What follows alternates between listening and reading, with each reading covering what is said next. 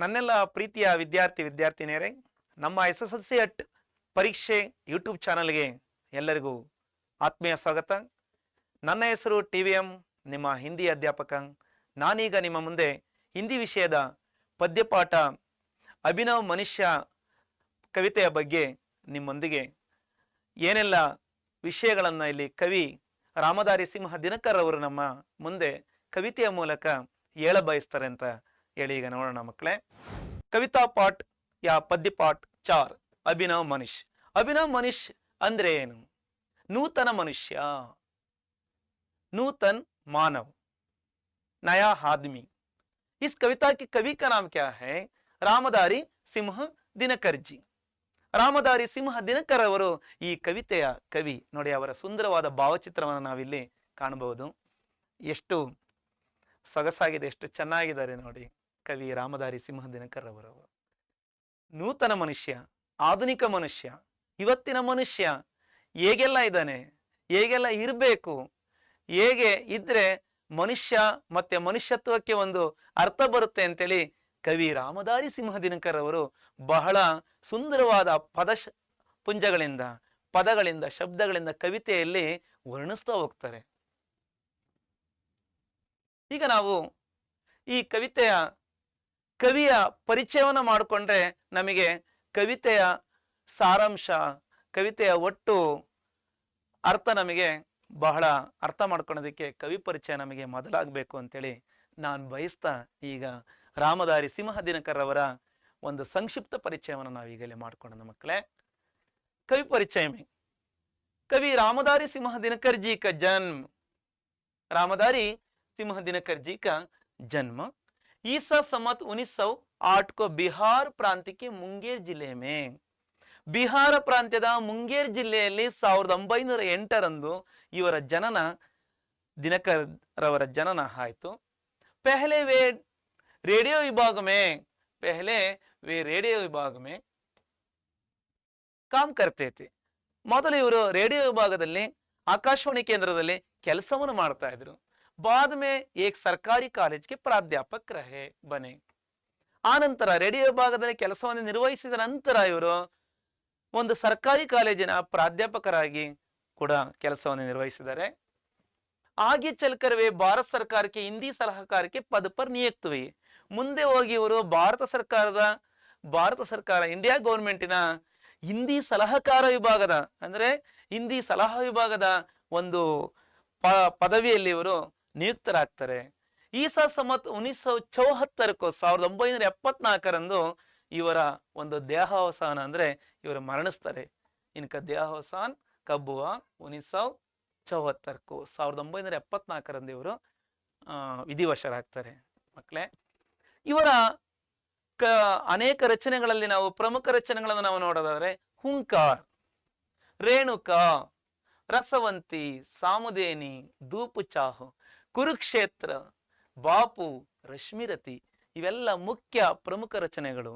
ಹುಂಕಾರ್ ಅಂದ್ರೆ ಗರ್ಜನೆ, ರೋರ್, ರೇಣುಕಾ ಭೂಮಿ ಪೃಥ್ವಿ, ರಸವಂತಿ ಸಾಮುದೇನಿ, ಧೂಪು ಚಾಹ್ ಬಿಸಿಲು ನೆರಳು, ಕುರುಕ್ಷೇತ್ರ ಬಾಪು ಗಾಂಧಿಯವರ ಬಗ್ಗೆ, ರಶ್ಮಿರತಿ ಇವರ ಮುಖ್ಯ ರಚನೆಗಳು.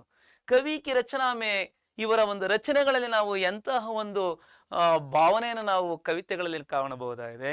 ಹೃದಯಕ್ಕೂ ಪ್ರಭಾವಿತ ಅವರು ಉತ್ಸಾಹಿತ ಕರ್ನೆ ಕಿ ಪೂರ್ಣ ಶಕ್ತಿ ಹೈ. ಕವಿ ಮನಸ್ಸು ಇಲ್ಲಿ ಏನು ಹೇಳ್ತಾ ಇದೆಯಪ್ಪ ಅಂದ್ರೆ, ಓದುಗರಿಗೆ ಕವಿತೆಯನ್ನು ಆಸ್ವಾದಿಸ್ತಕ್ಕಂಥ ಒಂದು ಓದುಗರಿಗೆ ಇವರ ಕವಿತೆಗಳು ಹೃದಯವನ್ನು ತಟ್ಟುವಂತೆ, ಹೃದಯವನ್ನು ಪ್ರಭಾವಿತಗೊಳಿಸ್ತಕ್ಕಂಥ ಮತ್ತೆ ಉತ್ಸಾಹವನ್ನು ಮೂಡಿಸ್ತಕ್ಕಂಥ ಒಂದು ಪೂರ್ಣ ಶಕ್ತಿ ಇವರ ಕವಿತೆಗಳಲ್ಲಿ ಅಡಗಿದೆ. ಹಾಗೆ ಇನ್ಕಿ ಭಾಷಾ ಸಜೀವ್ ಅವರ ವಿಷಯಕ್ಕೆ ಅನುಕೂಲ ಹೈ. ಇವರ ಕವಿತೆಯ ಒಂದು ಭಾಷೆ, ಕವಿತೆಯಲ್ಲಿ ಬಳಸಿರ್ತಕ್ಕಂಥ ಶಬ್ದಗಳು ಯಾವ ರೀತಿ ಇದೆಯಪ್ಪ ಅಂದ್ರೆ ಬಹಳ ಸಜೀವಪೂರ್ಣವಾಗಿ, ಅಂದ್ರೆ ಜೀವಂತವಾಗಿ ಕಳೆಯಿಂದ ಕೂಡಿರ್ತಕ್ಕಂಥದ್ದು, ಮತ್ತೆ ವಿಷಯಕ್ಕೆ ಪೂರಕವಾಗಿ ಅನುಕೂಲವಾಗಿರ್ತಕ್ಕಂಥ ಒಂದು ಭಾಷಾ ಶೈಲಿಯನ್ನು ನಾವು ಇಲ್ಲಿ ಗಮನಿಸಬಹುದು. ಅಭಿನವ್ ಮನುಷ್ಯ ಪದ್ಯಭಾಗವನ್ನು ನಾವು ಇವರ ಕುರುಕ್ಷೇತ್ರಕ್ಕೆ ಷಷ್ಠ ಸರ್ಗ ಸೇ ಲಿಯಾ ಗಯಾ. ಇವರ ಒಂದು ಕುರುಕ್ಷೇತ್ರ ಕೃತಿಯ 6ನೇ ಸರ್ಗದಿಂದ, 6ನೇ ಭಾಗದಿಂದ ನಾವು ಈ ಒಂದು ಕವಿತೆಯನ್ನು ನಾವು ಆರಿಸಿಕೊಂಡಿದ್ದೀವಿ. ಈಗ ನಾವು ಮುಂದೆ ಹೋಗೋಣ ಮಕ್ಕಳೇ. ಕವಿ ಪರಿಚಯ ಎಲ್ಲರಿಗೂ ಚೆನ್ನಾಗಿ ಅರ್ಥವಾಗಿದೆ ಅಂತ ಕಾಣುತ್ತೆ. ಅವರ ಜನನ ಬಿಹಾರದ ಮುಂಗೇರ್ ಜಿಲ್ಲೆಯಲ್ಲಿ 1908 ಆಯಿತು. ಮತ್ತೆ ರೇಡಿಯೋ ವಿಭಾಗದಲ್ಲಿ ಕೆಲಸವನ್ನು ನಿರ್ವಹಿಸಿದ್ರು. ಆನಂತರ ಮತ್ತೆ ಕಾಲೇಜಿನ ಪ್ರಾಧ್ಯಾಪಕರಾಗಿ, ಸರ್ಕಾರಿ ಕಾಲೇಜಿನ ಪ್ರಾಧ್ಯಾಪಕರಾಗಿ ಕೆಲಸವನ್ನು ನಿರ್ವಹಿಸಿದ್ದಾರೆ. ಎಷ್ಟೆಲ್ಲ ಒಂದು ಅನುಭವ, ಎಷ್ಟೆಲ್ಲ ಒಂದು ಎಕ್ಸ್ಪೀರಿಯನ್ಸ್ ಇವರಿಗಿದೆ ನೋಡಿ. ಮತ್ತೆ ಹಿಂದಿ ಸಲಹಕಾರ ವಿಭಾಗದಲ್ಲಿ ಕೂಡ ಇವರು ಕೆಲಸವನ್ನು ನಿರ್ವಹಿಸಿದ್ದಾರೆ. ಇಂತಹ ಮಹಾನ್ ವ್ಯಕ್ತಿ ಅನೇಕ ರಚನೆಗಳನ್ನ ಮಾಡಿದ್ದಾರೆ ಅಂತೇಳಿ ನಾವೆಲ್ಲ ನೋಡಿದ್ವಿ. ಹಾಗೆ ಅವರು ಇಂತಹ ಮಹಾನ್ ವ್ಯಕ್ತಿ 1974ರಂದು ಇವರು ದೇಹಾವಸಾನವನ್ನು ಹೊಂದಿದ್ರು ಅಂತೇಳಿ ನೋಡ್ತಾ ಹಾಗೆ ನಾವು ಮುಂದೆ ಹೋಗೋಣ ಮಕ್ಕಳೇ.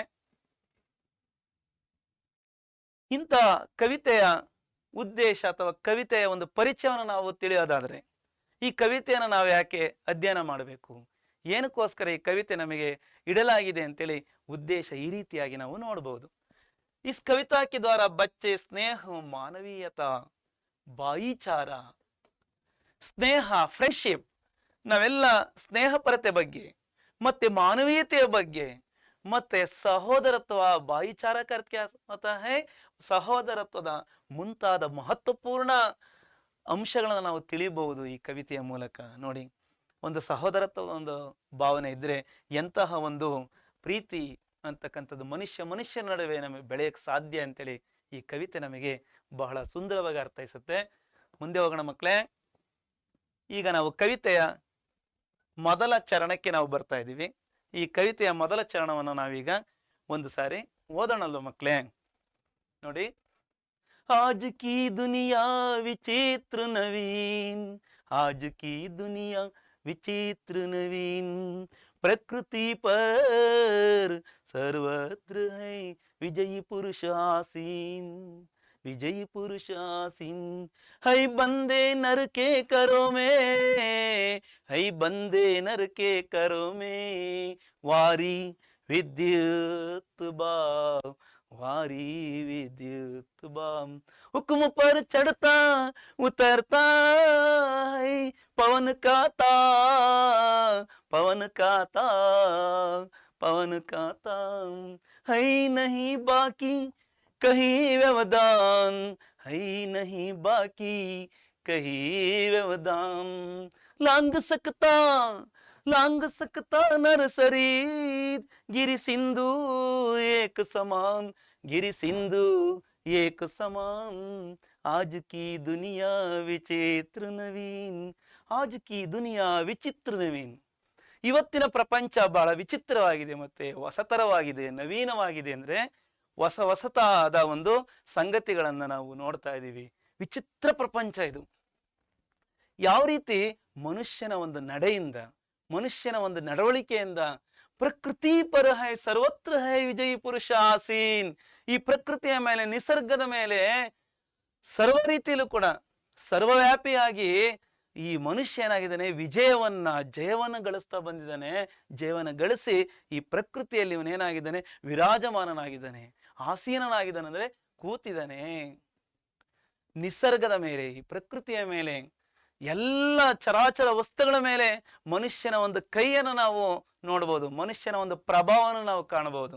ಹೈ ಬಂದೆ ನರಕೆ ಕರೋಮೆ, ಹೈ ಬಂದೆ ನರಕೆ, ಈ ಮನುಷ್ಯನ ಒಂದು ಕೈಗಳಲ್ಲಿ, ಬಂದೆ ಮೀನ್ಸ್ ಬಂಧಿಸಲ್ಪಟ್ಟಿದೆ, ನರ್ ಕ ಮತ್ಲಬ್ ಮಾನವ್ ಅಥವಾ ಮನುಷ್ಯ, ಕರೋಮೆ ಆತೋಮೆ, ಕರೋಮೆ ಕ ಮತ್ಲಬ್ ಕ್ಯಾ ಹೋತಾ ಹೈ ಆತೋಮೆ, ಮನುಷ್ಯನ ಕೈಗಳಲ್ಲಿ ಏನೆಲ್ಲ ಬಂದಿಯಾಗಿದೆ, ವಾರಿ, ವಾರಿ ಕ ಮತ್ಲಬ್ ಜಲ್, ವಾರಿ ಅಂದ್ರೆ ಏನೇಳಿ ಜಲ್, ಜಲರಾಶಿ, ವಿದ್ಯುತ್ ಪವರ್, ಎಲೆಕ್ಟ್ರಿಸಿಟಿ, ಬಾಪ್ ವೇಪರ್, ಹಾವಿ, ಇವೆಲ್ಲವೂ ಕೂಡ ಮನುಷ್ಯನ ಒಂದು ಆಜ್ಞೆಯ ಮೇಲೆ, ಹುಕುಂ ಪರ್ ಚಡ್ತಾ ಉತರ್ತಾ ಹೈ, ನೀರಾಗಿರ್ಬಹುದು, ವಿದ್ಯುತ್ ಆಗಿರ್ಬಹುದು, ಹಾವಿಯಾರು ಮನುಷ್ಯನ ಒಂದು ಆದೇಶದ ಮೇಲೆ, ಹುಕುಂ ಕ ಮತ್ಲಬ್ ಆದೇಶ, ಆರ್ಡರ್, ಮನುಷ್ಯ ಏನು ಆರ್ಡರ್ ಕೊಡ್ತಾನ ಆ ಆರ್ಡರ್ ಪ್ರಕಾರ ನಿಸರ್ಗನು ಕೂಡ ತಾಳ ಹಾಕ್ಬೇಕಾಗಿದೆ.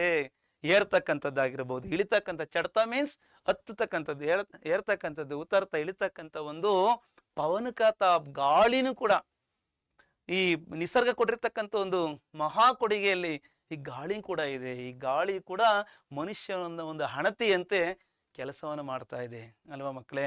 ನೋಡಿ, ನಿಸರ್ಗವನ್ನು ನಾವೆಲ್ಲ ನೋಡ್ತಾ ಇದ್ದೀವಿ. ಇಲ್ಲಿ ನಿಸರ್ಗ ಎಷ್ಟು ಸುಂದರವಾಗಿದೆ, ಬೆಟ್ಟ ಮತ್ತೆ ನದಿ, ಸಾಗರ ಇದೆ, ಅಲ್ವರ ಜಲಾಶಯಗಳಿದಾವೆ. ಮತ್ತೆ ವಿದ್ಯುತ್ತನ್ನು ಕೂಡ ಈ ಜಲಾಶಯವನ್ನು ಬಳಸ್ಕೊಂಡು, ಅಂದ್ರೆ ನದಿ ನೀರನ್ನ ಬಳಸ್ಕೊಂಡು ವಿದ್ಯುತ್ ಉತ್ಪಾದನೆಯನ್ನು ಮಾಡ್ತಕ್ಕಂಥ ಒಂದು ಮನುಷ್ಯನ ಒಂದು ಶಕ್ತಿ ಅಮೋಘವಾದದ್ದು. ಆ ಶಕ್ತಿಯನ್ನ ಇವನು ಏನ್ ಮಾಡ್ತಾ ಇದ್ದಾನೆ, ಬಹಳವಾಗಿ ಬಳಸ್ತಾ ಏನು ಮಾಡ್ತಾ ಇದ್ದಾನೆ, ಏನನ್ನ ಕಳ್ಕೊಂತ ಇದ್ದಾನೆ, ಏನನ್ನ ಪಡ್ಕೋಬೇಕಾಯ್ತು, ಯಾವುದನ್ನ ಉಳಿಸ್ಕೋಬೇಕಾಯ್ತು ಅನ್ನೋ ದಿಶೆಯಲ್ಲಿ ಕವಿ ಇಲ್ಲಿ ಈ ಕವಿತೆಯ ಮುಖಾಂತರ ಏನೆಲ್ಲ ಹೇಳ್ತಾರೆ ನೋಡಿ. ಹೈ ನಹಿ ಬಾಕಿ ಕಹಿ ವ್ಯವಧಾನ್, ಮತ್ತೇನು ಇಲ್ಲ, ಉಳಿದಿದ್ದೇನಿಲ್ಲ. ಬಾಕಿ ಅಂದ್ರೆ ಮಿಕ್ಕಿದ್ದು ಅಥವಾ ಉಳಿದಿದ್ದು ಏನು ಇಲ್ಲ. ಕಹಿ ಎಲ್ಲೂ ಕೂಡ ವ್ಯವಧಾನ್, ವ್ಯವಧಾನ್ ಅಂದ್ರೆ ಅಡೆತಡೆ, ಒಂದು ಯಾವುದೇ ರೀತಿ ಒಂದು ಪರ್ದೆ ಅಂತಕ್ಕಂಥದ್ದು ಇವನ ಮುಂದೆ ಇಲ್ಲ. ಲಾಂಗ್ ಸಕ್ತ, ದಾಟಬಹುದಾಗಿದೆ, ಏನೆಲ್ಲ ದಾಟಬಹುದ ಈ ನರಮನುಷ್ಯ. ಸರಿತ್, ಸರಿತ್ ಕ ಮತ್ಲಬ್ ನದಿ, ಸರಿತ ನದಿಯನ್ನ, ಗಿರಿ ಪಹಾಡ್, ಸಿಂಧು ಸಾಗರ ಯಾ ಸಮುಂದರ್, ಏಕ ಸಮನ, ಒಂದೇ ಬಾರಿಗೆ ಒಂದೇ ಸಮನಾಗಿ ಈತ ಮನುಷ್ಯ ಏನ್ ಮಾಡ್ತಾನಪ್ಪ ಅಂದ್ರೆ ನದಿ ಬೆಟ್ಟಗಳನ್ನ ಸಾಗರಗಳನ್ನ ದಾಟು ಬಿಡ್ತಕ್ಕಂಥ ಒಂದು ಶಕ್ತಿಯನ್ನ ಪಡ್ಕೊಂಡು ಇವನ್ನೆಲ್ಲ ತನ್ನ ಕೈ ಮುಷ್ಟಿಯಲ್ಲಿ, ಕಪಿಮುಷ್ಟಿಯಲ್ಲಿ ಅಡಕ ಮಾಡ್ಕೊಳ್ತಾ ಇದ್ದಾನೆ. ಇದು ಎಷ್ಟು ಮಟ್ಟಿಗೆ ಸರಿ? ಇಂತಹ ಮನುಷ್ಯನ ಒಂದು ನಡೆ ಈ ಪ್ರಕೃತಿಯ ಮೇಲೆ ಆಗ್ತಕ್ಕಂಥ ಒಂದು ಪರಿಣಾಮ ಎಂಥದ್ದು, ಆನಂತರ ನಮಗೆ ಪ್ರಕೃತಿ ನೀಡ್ತಕ್ಕಂಥ ಒಂದು ದೊಡ್ಡ ಪಾಠ ಎಂಥದ್ದು ಅಂತೇಳಿ ಕವಿ ಇಲ್ಲಿ ನಮಗೆ ಹೇಳ ಬಯಸ್ತಾರೆ. ಅಲ್ವಾ ಮಕ್ಕಳೇ, ಮುಂದೆ ಹೋಗೋಣ. ಆ ಮೊದಲ ಚರಣವನ್ನ, ಮೊದಲ ಸ್ಟಾಂಜದಲ್ಲಿ ನಾವು ಏನೆಲ್ಲ ವಿಚಾರ ಮಾಡಿದ್ವಿ ಅದಕ್ಕೆ ಸಂಬಂಧಪಟ್ಟಂತೆ ಒಂದು ಪ್ರಶ್ನೆಯನ್ನು ನಾವಿಲ್ಲಿ ಕಾಣ್ತಾ ಇದ್ದೀವಿ. ಒಂದು ವಾಕ್ಯದಲ್ಲಿ ಉತ್ತರವನ್ನು ಬರೆಯಿರಿ, ಏಕ ವಾಕ್ಯ ಮೇ ಲಿಖಿಯೇ. ಪ್ರಶ್ನ, ಆಜ್ ಕಿ ದುನಿಯಾ ಕೈಸಿ ಹೈ, ಇವತ್ತಿನ ಪ್ರಪಂಚ ಹೇಗಿದೆ? ಈ ಮೊದಲ ಚರಣ ಮೊದಲ ಸಾಲಲ್ಲಿ ನಾವು ನೋಡಿದ್ವಿ. ಆಜ್ ಕಿ ದುನಿಯಾ ವಿಚಿತ್ರ ನವೀನ್, ಆಜ್ ಕಿ ದುನಿಯಾ ಕೈಸಿ ಹೈ, ವಿಚಿತ್ರ ಅವ್ರ ನವೀನ್ ಹೈ. ಉತ್ತರವನ್ನ ಬರೆಯೋಣ. ಆಜ್ ಕಿ ದುನಿಯಾ, ದುನಿಯಾ ಅಂದ್ರೆ ಪ್ರಪಂಚ, ಜಗತ್ತು. ಕೈಸಿ ಹೈ, ಆಜ್ ಕಿ ದುನಿಯಾ ವಿಚಿತ್ರ और नवीन है.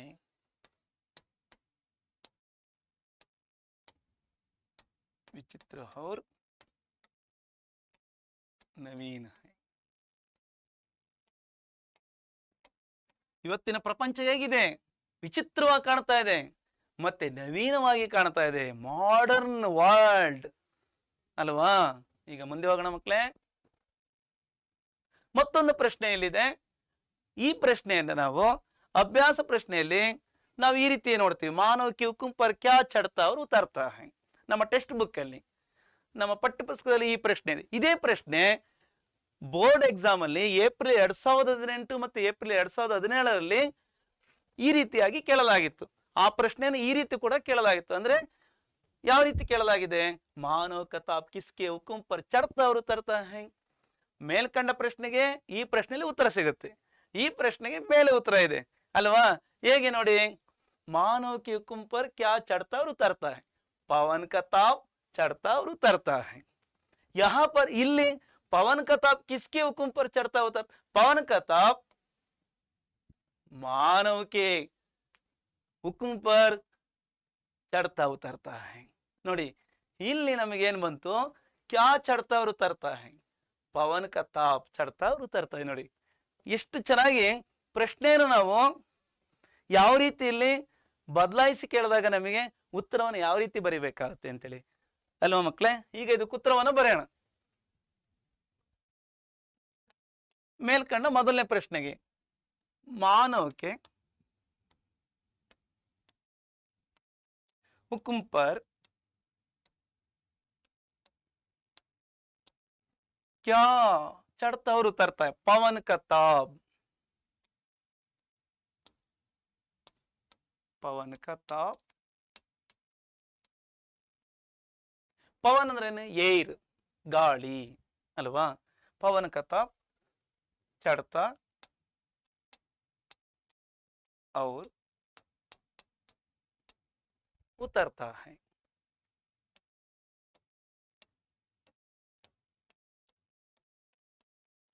ಇನ್ನು ಎರಡನೇ ಪ್ರಶ್ನೆ ಬೋರ್ಡ್ ಎಕ್ಸಾಮ್ ಅಲ್ಲಿ ಕೇಳಿರ್ತಕ್ಕಂಥ ಈ ಪ್ರಶ್ನೆಗೆ ಉತ್ತರವನ್ನು ಬರೆಯೋದರೆ ಪವನ್ ಕತಾಬ್ ಕಿಸ್ಕೆ ಹುಕುಂ ಪರ್ ಮಾನವ ಕೆ ಹುಕುಂ ಪರ್. ನಿಮ್ಗೆ ಗೊತ್ತಾಗಿದೆ ಅಲ್ವಾ ಮಕ್ಕಳೇ? ಬರೀತಿರಲ್ವಾ? ಹಾಗಾಗಿ ಆ ಪ್ರಶ್ನೆಗೆ ಉತ್ತರವನ್ನು ನೀವೇ ಬರೀರಿ. ಓಕೆ, ಬರೆದಿರಲ್ವಾ? Very good, fine. ಈಗ ನಾವು ಮುಂದೆ ಹೋಗೋಣ. ಮತ್ತೊಂದು ಪ್ರಶ್ನೆ. ನೀವೆಲ್ಲ ಪ್ರಾರಂಭದಲ್ಲಿ ನೋಡಿದರ ಕವಿತೆಯ ಶೀರ್ಷಿಕೆಯ ಜೊತೆಯಲ್ಲಿ ಕವಿತೆಯ ಕೆಳಭಾಗದಲ್ಲಿ ಆ ಕವಿತೆಯ ಕವಿ ಹೆಸರೇನು ಅಂತೇಳಿ ಇಲ್ಲಿ ಪ್ರಶ್ನೆ ಬಂದಿದೆ. ಕವಿ ಅಭಿನವ್ ಮನುಷ್ಯ ಕವಿತಾಕ್ಕೆ ಕವಿ का नाम लिखिए. ಅಭಿನವ್ ಮನುಷ್ಯ ಕವಿತೆಯ ಕವಿಯ ಹೆಸರನ್ನ ಬರೆಯಿರಿ. ಏನ್ ಹೇಳಿ? ಓ, ಯಾರು ಹೇಳಿದ್ರಲ್ವಾ? ಓಕೆ. अभिनव मनुष्य कविता के कवि का नाम रामधारी सिंह दिनकर जी है. अभिनव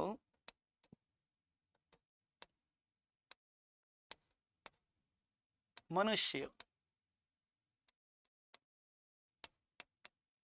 कविता के अभिनव मनुष्य पद्यದ ಅಥವಾ ಕವಿತೆಯ कवि का नाम कवि का नाम श्री अथवा रामधारी सिंह दिनकर जी है. सिंह दिनकर जी है.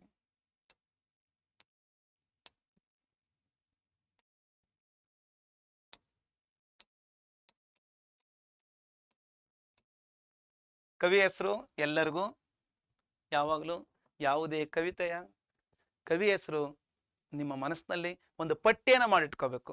ಯಾವ ಕವಿತೆಯ ಕವಿ ಯಾರು, ಮತ್ತು ಯಾವ ಪಾಠದ ಲೇಖಕರು ಯಾರು ಅಥವಾ ಲೇಖಕಿ ಯಾರು ಅಂತೇಳಿ ಒಂದು ಸ್ಮಾಲ್ ಟಿಪ್ಸ್ ಅನ್ನು ನೀವು ಮಾಡಿಟ್ಕೊಂಡಿದ್ರೆ, ಎಲ್ಲಾದ್ರೂ ನೀವು ಹೊರಗಡೆ ಓಡಾಡಬೇಕಾದ್ರೆ ಎಲ್ಲೋ ಹೋಗಿರ್ತೀರ ಅಥವಾ ಯಾವುದೋ ಊರಿಗೂ ಹೋಗಿರ್ತೀರ, ಅವಾಗ ಒಂದು ಸ್ಮಾಲ್ ಟಿಪ್ಸ್ ನಿಮ್ಮ ಜೇಬಲ್ಲಿ ಇತ್ತು ಅಂದರೆ ಆರಾಮಾಗಿ ನೋಡ್ಕೋಬೋದು ನೀವು, ಅಲ್ವಾ ಮಕ್ಕಳೇ?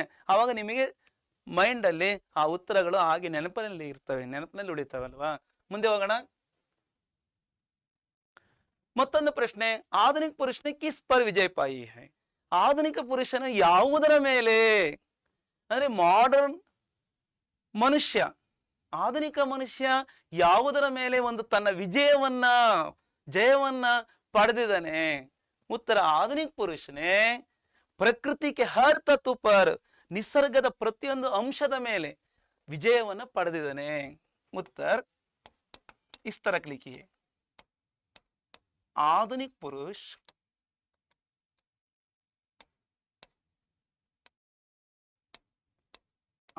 पुरुष ने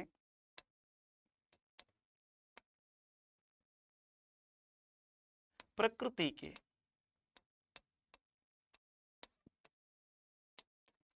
हर तत्व पर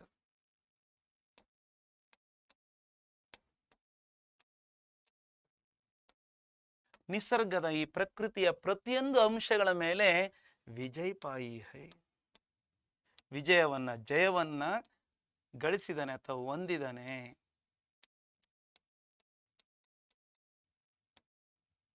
ಅಲ್ವಾ ಮಕ್ಕಳೇ? ಈಗ ನಾವು ಮುಂದೆ ಹೋಗೋಣ. ಪ್ರಶ್ನೆ ಬಹಳ ಸರಳವಾಗಿದಾವಲ್ವರ? और एक प्रश्न है, 5वां प्रश्न. नर किन किन को एक समान लाग सकता है? नर मीन्स मनुष्य ಯಾವುದನ್ನ ಅವನು ಒಂದೇ ಸಮಾನವಾಗಿ ಅಥವಾ ಒಂದೇ ಬಾರಿಗೆ ದಾಟಬಹುದಾಗಿದೆ? ಉತ್ತರ ಹೇಳ್ತಾ ಇದ್ದೀರಾ? ಓಕೆ, ನಾನು ಬರಿತೀನಿ, ನೀವು ಹೇಳ್ತಕ್ಕಂಥ ಉತ್ತರವನ್ನ. ನರ್ ನದಿ. ನದಿ ಮೀನ್ಸ್ ಸರಿತ್. ನದಿ ಅಂದ್ರೆ ಪದ್ಯದಲ್ಲಿ ಏನ್ ಬಳಕೆ ಮಾಡಿದ್ದಾರೆ? ಸರಿತ್ ಅಂತೇಳಿ. पहाड़, पहाड़ कविता में गिरी, कविता में क्या है? गिरी है, पहाड़. और सागर कविता में क्या है? सिंधु. नदी, पहाड़, सागर को एक समान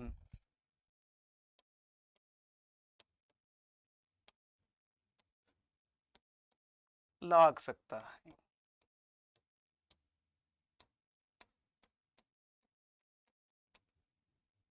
ನದಿ, ಬೆಟ್ಟ ಮತ್ತೆ ಸಾಗರಗಳನ್ನ ಈ ಮನುಷ್ಯ ಒಂದೇ ಬಾರಿಗೆ ದಾಟಬಹುದಾಗಿದೆ. ಅಷ್ಟು ಸಾಮರ್ಥ್ಯವನ್ನ, ಶಕ್ತಿಯನ್ನ ಈ ನರಮನುಷ್ಯ ಪಡ್ಕೊಂಡಿದ್ದಾನಲ್ವಾ? ಈಗ ಮುಂದೆ ಹೋಗೋಣ. ಈಗ ನೋಡಿ, ಈ ಕವಿತೆಗೆ ಸಂಬಂಧಪಟ್ಟಂತೆ ಕೆಲವು ಅನುರೂಪದ ಪ್ರಶ್ನೆಗಳನ್ನು ನಾವು ಕಾಣಬಹುದು. ಅನುರೂಪದ ಪ್ರಶ್ನೆಗಳಂದ್ರೆ ಈಗಾಗಲೇ ನಿಮ್ಗೆ ಆಗಲೇ ಇದ್ರ ತಿಳುವಳಿಕೆಗೆ ಇದೆ ನಿಮಗೆ ಅಲ್ವಾ?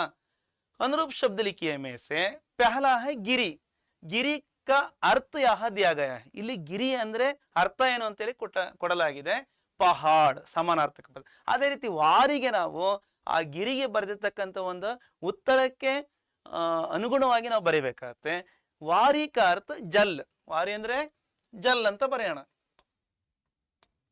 ವಾರಿ ಅಂದ್ರೆ ಏನು ನಾವು ತಿಳ್ಕೊಂಡಿದ್ದ ಕವಿತೆಯಲ್ಲಿ ಜಲ್ पवन वायु पवन का समानार्थक शब्द वायु ಅದೇ ರೀತಿ ಸಿಂಧುಗೆ ಈಕ್ವಲೆಂಟ್ ವರ್ಡ್ ಯಾವುದು ಸಾಗರ್ ಅಥವಾ ಸಮುಂದರ್ ಸಾಗರ್ ಅಥವಾ ಸಮುಂದರ್ ಆನಂತರ ಮೂರನೇ ಪ್ರಶ್ನೆ ಏನಿದೆ ಜಮೀನ್ ಜಮೀನ್ಗೆ ಇಲ್ಲಿ ಏನು ಕೊಡಲಾಗಿದೆ ಆಸ್ಮಾನ್ ಅಂತ ಕೊಡಲಾಗಿದೆ ಏನಲ್ಲಿ ಮೊದಲ ಎರಡು ಪ್ರಶ್ನೆಯಲ್ಲಿ ನಾವು ಅರ್ಥವನ್ನು ಅಥವಾ ಸಮಾನಾರ್ಥವನ್ನು ಬರೆದ್ವಿ ಈಗ ಇಲ್ಲಿ ಆ ಒಂದು ಅರ್ಥದಲ್ಲಿ ಈ ಪ್ರಶ್ನೆ ಇಲ್ಲ ನಮಗೆ ಜಮೀನ್ ಅಂದ್ರೆ ನೆಲ ಅಥವಾ ಭೂಮಿ ಆಸ್ಮಾನ್ ಅಂದ್ರೇನು ಆಗಸ ಅಲ್ವಾ ಆಕಾಶ ಆಸ್ಮಾನ್ ಅಂದ್ರೆ ಇಲ್ಲಿ ಏನು ಉಲ್ಟೆ ಅರ್ಥ ಇಲ್ಲಿ ಆಕಾಶಕ್ಕಾದ್ರೆ ಏನು ಬರಿಬೇಕು ಇದೇನಪ್ಪ ಅದೇ ತರ ಕೊಟ್ಟಿದ್ರೆ ಆಸ್ಮಾನ್ ಅಂದ್ರೆ ಒಂದೇ ಮೀನಿಂಗು ಆಕಾಶ ಅಂದ್ರೆ ಒಂದೇ ಮೀನಿಂಗು ನೀವು ಆಕಾಶ ಅಂದ್ರೆ ಒಂದು ಹಂತದಲ್ಲಿ ನಮಗೆ ಕಾಣ್ತಕ್ಕಂಥದ್ದು ಅಲ್ವಾ ಅಂದ್ರೆ ನಮಗೆ ಇಲ್ಲಿ ನಮ್ಮ ಭೂಮಿಯಿಂದ ಕೆಳಗಡೆ ಇರ್ತಕ್ಕಂಥದ್ದೇನು ಪಾತಾಳ ಪಾತಾಲಿಕ್ನ ಪಾತಾಲ್ ನರ್ ನರ್ ಮೀನ್ಸ್ ಆದ್ಮಿ ನರ್ ಅಂದ್ರೆ ಹೇಳಿ ಆದ್ಮಿ ಹುರ್ ಛಾತಿ ಅಥವಾ ಹೃದಯ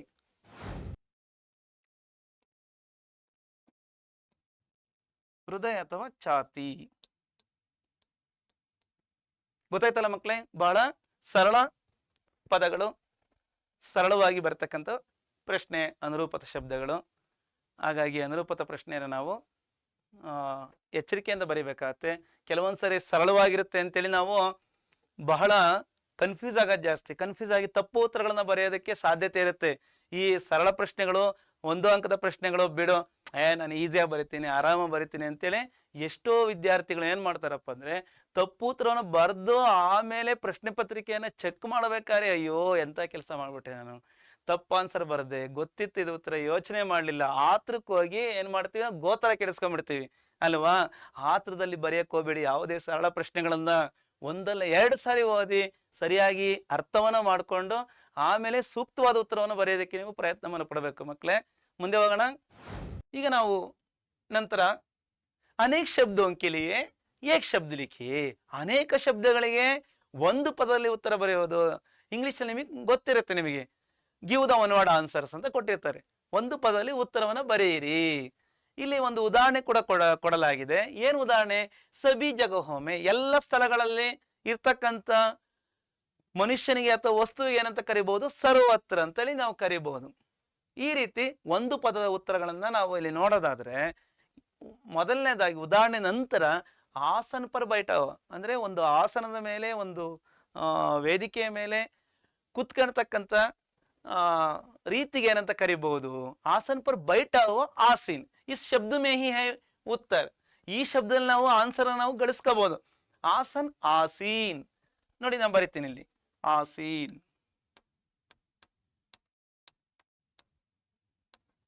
ಅಲ್ವಾ ಚೆನ್ನಾಗಿ ಅರ್ಥ ಆಗ್ತಾ ಇದೆ ಅಲ್ಲರ ಓಕೆ ಬಚಾ ಹುವಾ ಉಳಿದಿರತಕ್ಕಂಥ ಯಾವುದೇ ಒಂದು ಹಣ ಇರ್ಬೋದು ಅಥವಾ ವಸ್ತುವಿಗೆ ಏನಂತ ಕರಿಬಹುದು ಉಳಿಕೆ ಅಂತ ನೀವು ಕನ್ನಡದಲ್ಲಿ ಕರಿತೀರಲ್ವರ ಮಿಕ್ಕಿರೋದು ಹಿಂದಿ ಮೇ ಬಚತ್ ನೀವು ಬ್ಯಾಂಕಲ್ಲಿ ಹೋದ್ರೆ ಸ್ಲಿಪ್ಗಳನ್ನು ನೋಡ್ತೀರ ಹಣವನ್ನು ಜಮೆ ಮಾಡೋದಿರ್ಬೋದು ಡ್ರಾ ಮಾಡೋದಿರ್ಬೋದು ಅದರಲ್ಲಿ ಅಥವಾ ನಿಮ್ಮ ಪಾಸ್ಬುಕ್ ಅಲ್ಲಿ ಒಂದೊಂದು ಪಾಸ್ಬುಕ್ಗೆ ಒಂದೊಂದು ನೇಮ್ ಇರುತ್ತೆ ಕರೆಂಟ್ ಅಕೌಂಟ್ ಸೇವಿಂಗ್ಸ್ ಅಕೌಂಟ್ ಅಂತೇಳಿ ಅಲ್ವಾ ಸೇವಿಂಗ್ಸ್ ಅಕೌಂಟ್ಗೆ ಹಿಂದಿಲಿ ಬರೆದಿರ್ತಾರೆ ನೋಡಿರ್ಬೋದು ನೀವು ಬಚತ್ ಖಾತಾ ಅಂತ ಬರೆದಿರ್ತಾರೆ ಅಲ್ವರ ಉಳಿತಾಯ ಖಾತೆ ಬಚತ್ ಲಿಖನಾ इसके लिए उत्तर ಬಚತ್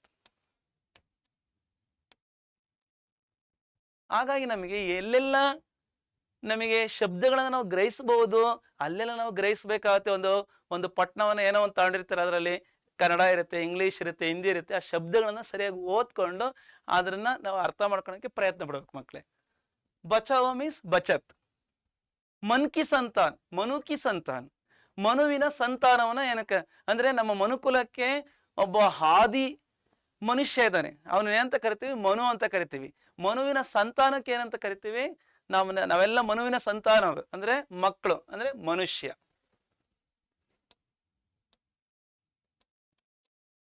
ಮನುಷ್ಯ. ವಿಶೇಷ ಜ್ಞಾನ, ವಿಶೇಷವಾದ ಒಂದು ಜ್ಞಾನವನ್ನ, ವಿಶೇಷವಾದ ಒಂದು ನಾಲೆಡ್ಜ್ ಅನ್ನ ಪಡ್ಕೊಂಡಿರ್ತಕ್ಕಂಥ ಮನುಷ್ಯನಿಗೆ ಏನಂತ ಕರಿಬಹುದು? ಜ್ಞಾನಿ ಅಂತ ಕರಿಬಹುದು, ಅಥವಾ ವಿಶೇಷಜ್ಞ ಅಥವಾ ವಿಜ್ಞಾನಿ ಅಂತಲೂ ಕೂಡ ಕರಿಬಹುದು. ಇಲ್ಲಿ ನಾವು 4ನೇದಕ್ಕೆ ಉತ್ತರವನ್ನು ನಾನು ಇಲ್ಲಿ ಬರೀತಾ ಇದ್ದೀನಿ. ಓಕೆ, ವಿಶೇಷಜ್ಞ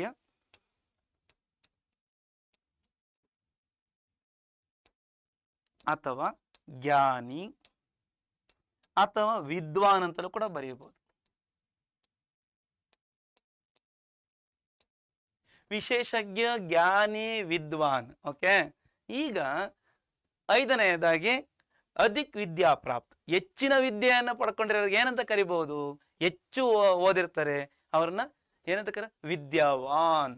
ಅಧಿಕ್ ವಿದ್ಯಾ ಪ್ರಾಪ್ತ ಹೋನೆ ವಾಲ ವಿದ್ಯಾವಾನ್. ಇವು ಕೂಡ ನಿಮಗೆ ಪ್ರಶ್ನೆಗಳು ಯಾವ ರೀತಿ ಬರ್ತಾವಪ್ಪ ಅಂದ್ರೆ ಮಲ್ಟಿಪಲ್ ಚಾಯ್ಸ್ ಆಗಿ, ಅಂದ್ರೆ ಬಹುವಿಕಲ್ಪೀಯ ಪ್ರಶ್ನೆಗಳಾಗಿ, ಬಹು ಆಯ್ಕೆಯ ಉತ್ತರಗಳಾಗಿ ನಿಮಗೆ ಆಪ್ಷನ್ಸ್ ಬರ್ಬೋದು, ಅಥವಾ ಬರ್ದಲೆ ಅನುರೂಪದ ಪ್ರಶ್ನೆಗಳಲ್ಲೂ ಕೂಡ ಇವು ಬಳಕೆ ಆಗ್ಬೋದು ಮಕ್ಕಳೇ. ಈಗ ಮುಂದೆ ಹೋಗೋಣ. ಚೆನ್ನಾಗಿ ಅರ್ಥ ಆಗ್ತಾ ಇದೆ ಅಲ್ವಾ? ಓಕೆ, ಚೆನ್ನಾಗಿ ನೋಡ್ತಾ ಇದ್ರಲ್ವಾ? ಈಗ ನೋಡಿ, ನಾವು ಮೊದಲ ಸ್ಟಾಂಜಾವನ್ನ ನಾವೆಲ್ಲ ಓದಿದ್ವಿ, ಮತ್ತೆ ಅದರ ಅರ್ಥವನ್ನು ನಾವು ತಿಳ್ಕೊಳ್ತಾ ಇದ್ವಿ. ಈಗ ಕವಿತೆಯ ಕೆಲವು ಸಾಲುಗಳಲ್ಲಿ ಏನಾಗಿದೆ? ಅಪೂರ್ಣವಾಗಿದ್ದಾವೆ, ಪೂರ್ತಿ ಆಗಿಲ್ಲ. ಪಂಕ್ತಿಯ ಪೂರ್ಣ ಕೀಜಿಯೇ, ಸಾಲುಗಳನ್ನು ಪೂರ್ತಿ ಮಾಡಿರಿ. आज की दुनिया डैश नवीन, यहाँ पर खालिस्तान में लिखने का शब्द क्या है? आज की दुनिया विचित्र नवीन. इल्लेन बरेना? विचित्र बरीबेकल्वरा? गुड. आज की दुनिया विचित्र नवीन. प्रकृति डैश विजयी, प्रकृति पर सर्वत्र है, प्रकृति पर सर्वत्र है ವಿಜಯಿ ಪುರುಷಾಸೀನ್. ಆ ಸರ್ವತ್ರ ಹೈ ನಾನು ಇಲ್ಲಿ ಬರೆಯೋದು ಅಲ್ಲೇ ಬರೆದು ಬಿಟ್ಟಿದ್ದೀನಿ. ಓಕೆ ಮಕ್ಕಳೇ, ಅರ್ಥ ಆಯ್ತಾ? ಆಸೀನ್ ವಿಜಯಿ ಪುರುಷ ಆಸೀನ್, ಪ್ರಕೃತಿ ಪರ್ ಸರ್ವತ್ರ ಹೈ ವಿಜಯಿ ಪುರುಷ್. ಇಲ್ಲೇನ್ ಬರೀಬೇಕು? ಪುರುಷ್ ಬರೀಬೇಕು ಅಲ್ವಾ? ಡ್ಯಾಶ್ ಮೇ ವಾರಿ ಹೈ ಬಂದೆ ನರಕೆ ಕರೋ ಮೇ, ಹೈ ಬಂದೆ ನರಕೆ ಕರೋ ಮೇ. ಇಲ್ಲಿ ನಮಗೆ ಬರೆಯೋದಕ್ಕೆ ಸ್ಪೇಸ್ ಕಡಿಮೆ ಆಗುತ್ತಲ್ವಾ? ಇಲ್ಲಿ ಬರೆಯೋಣ. ಹೈ ಬಂದೆ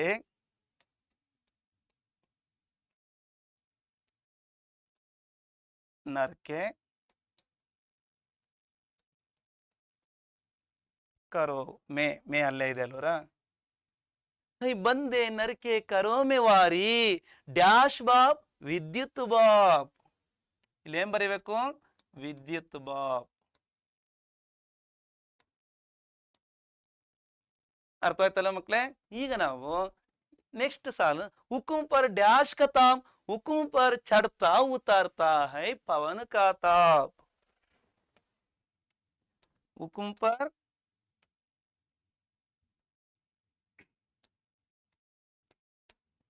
चढ़ता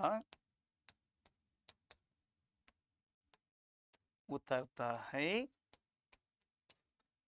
पवन का ताप. ಈ ಪದ್ಯ ಭಾಗವನ್ನ 4 ಸಾಲಿನಲ್ಲಿರ್ತಕ್ಕಂಥ ಈ ಪದ್ಯ ಭಾಗವನ್ನು ನಾವು ಈಗ ಪೂರ್ತಿಗೊಳಿಸಿದ್ವಿ ಅಲ್ವಾ? ಈ ರೀತಿ ಪದ್ಯವನ್ನು ಕೂಡ ನೀವು ಸಾಲುಗಳು, ಪ್ರತಿ ಶಬ್ದಗಳು ನಿಮ್ಮ ಮನಸ್ಸಿನಲ್ಲಿ ಹಾಗೆ ಉಳಿದಿರ್ಬೇಕು ಮಕ್ಕಳೇ. ಈಗ ಮುಂದೆ ಹೋಗೋಣ. ಈ ಕವಿತೆಯ ಮೊದಲ ಚರಣಕ್ಕೆ ಸಂಬಂಧಪಟ್ಟಂತೆ 2-3 ವಾಕ್ಯ ಮೇ ಉತ್ತರ ಲಿಖಿಯೇ. ಯಾವ ಪ್ರಶ್ನೆ ಬರ್ಬೋದು ಅಲ್ವಾ? ಯಾವ ಪ್ರಶ್ನೆ ಇದೆ ಇಲ್ಲಿ ನೋಡಿ. ಪ್ರಶ್ನೆ, ಮೊದಲ ಪ್ರಶ್ನೆ ಸಂಖ್ಯೆ 2-3 ವಾಕ್ಯದಲ್ಲಿ ಅಂದ್ರೆ 2-3 ವಾಕ್ಯದಲ್ಲಿ ಉತ್ತರಿಸಿ. ಪ್ರಕೃತಿ ಪರ ಸರ್ವತ್ರ ಹೈ ವಿಜಯೀ ಪುರುಷ ಆಸೀನ್. ಪ್ರಕೃತಿ ಪರ ಹೈ, ಪ್ರಕೃತಿಯ ಮೇಲೆ, ನಿಸರ್ಗದ ಮೇಲೆ ಸರ್ವವ್ಯಾಪಿಯಾಗಿ ವಿಜಯವನ್ನು ಪಡ್ಕೊಂಡಿರ್ತಕ್ಕಂಥ ಮನುಷ್ಯ ಆಸೀನನಾಗಿದ್ದಾನೆ, ಕೂತಿದ್ದಾನೆ. ಇಸ್ ಪಂಕ್ತಿಕ ಆಶಯ ಸಮಜಾಯಿ. ಈ ಸಾಲಿನ ಒಂದು ಆಶಯ ಏನು, ಉದ್ದೇಶ ಏನು, ಈ ಸಾಲು ನಮಗೆ ಏನು ಭಾವನೆಯನ್ನು ವ್ಯಕ್ತಪಡಿಸುತ್ತೆ ಅದನ್ನ ನಾವು ಸಮಜಾಯಿ ಅಂದ್ರೆ ಅರ್ಥೈಸಿರಿ, ತಿಳಿಯಪಡಿಸಿರಿ, ವಿವರಣಾತ್ಮಕವಾಗಿ ಉತ್ತರವನ್ನು ಬರೀರಿ ಅಂತೇಳಿ ಇದನ್ನ ನಿಮಗೆ 3-4 ಅಂಕಗಳಿಗೆ ಬರ್ತಕ್ಕಂಥ ಪ್ರಶ್ನೆ ಆಗಿದೆ. 3 ಅಥವಾ 4 ಅಂಕದ ಪ್ರಶ್ನೆಯಾಗಿ ಇದನ್ನ ಕೇಳಬಹುದು. ಅಥವಾ 2 ಅಂಕಕ್ಕಾದ್ರೆ ಈಗೇನು ನಾವು ಆನ್ಸರ್ ಅಲ್ಲಿ 2 ರೀತಿಯ ಉತ್ತರವನ್ನು ನಾವು ಕಾಣ್ತಾ ಇದ್ದೀವಿ. 6ಗಿಂತ ಮುಂಚೆ ಇರ್ತಕ್ಕಂಥ ಉತ್ತರವನ್ನು ನಾವು 2 ಅಂಕಕ್ಕೆ ನಾವು ಪರಿಗಣಿಸಬಹುದು. 6 ನಂತರ ಬರ್ತಕ್ಕಂಥ ಉತ್ತರವನ್ನು ನಾವು 3 ಅಂಕಕ್ಕೆ ನಾವು ಪರಿಗಣಿಸಬಹುದು ಮಕ್ಕಳೇ. ಓಕೆ, ನೋಡಿ ಈಗ ಉತ್ತರ ಏನಿದೆ, ಈ ಪ್ರಶ್ನೆಗೆ ಉತ್ತರ ಮೊದಲ ಉತ್ತರವಾಗಿ 2 ಅಂಕದಲ್ಲಿ ನಾವು ನೋಡೋದಾದ್ರೆ, ಇಸ್ पंक्ति का आशय है कि आज के मानव ने प्रकृति के हर तत्व पर विजय प्राप्त कर ली है. ಈ ಪಂಕ್ತಿಯ ಆಶಯದಂತೆ ಪ್ರಕೃತಿಯ ಮೇಲೆ, ನಿಸರ್ಗದ ಮೇಲೆ, ಎಲ್ಲ ಅಂಶಗಳ ಮೇಲೆ ತನ್ನ ಒಂದು ಹಿಡಿತವನ್ನ ಅಥವಾ ತನ್ನ ಒಂದು ಕೈಯನ್ನ ಇವನು ಬಲಪಡಿಸಿ ವಿಜಯವನ್ನು ಪಡ್ಕೊಂಡಿದ್ದಾನೆ. ಪ್ರಕೃತಿ ಪರ ವಿಜಯ ಪ್ರಾಪ್ತ ಕರ್ನ ಮನುಷ್ಯ ಕಿ ಸಾಧನ ಹೈ. ಮನುಷ್ಯ ಅಂತ ತಿಳ್ಕೊಂಡಿದ್ದಾನೆ, ನಿಸರ್ಗದ ಮೇಲೆ ನಾನು ಏನೆಲ್ಲ ಒಂದು ಕೆಲಸವನ್ನು ಮಾಡಿ ಸಾಧಿಸ್ತೀನಿ, ಗಳಿಸ್ತೀನಿ, ಅದೇ ನನ್ನ ಒಂದು ದೊಡ್ಡ ವಿಜಯ, ಅದೇ ನನ್ನ ಒಂದು ದೊಡ್ಡ ಸಾಧನೆ ಅಂತೇಳಿ ತಿಳಿದಿದ್ದಾನೆ ಅಂತೇಳಿ ಈ ಸಾಲಿನ ಒಂದು ಆಶಯ ಆಗಿದೆ ಅಲ್ವಾ ಮಕ್ಕಳೇ. ಈಗ ನಾವು ಇದನ್ನೇ ನಾವು 3 ಅಂಕದಲ್ಲಿ ಇನ್ನೂ ಸ್ವಲ್ಪ ಬೇರೆ ತರ ಬರೆಯೋದಾದ್ರೆ ನೋಡಿ ಮಕ್ಕಳೇ.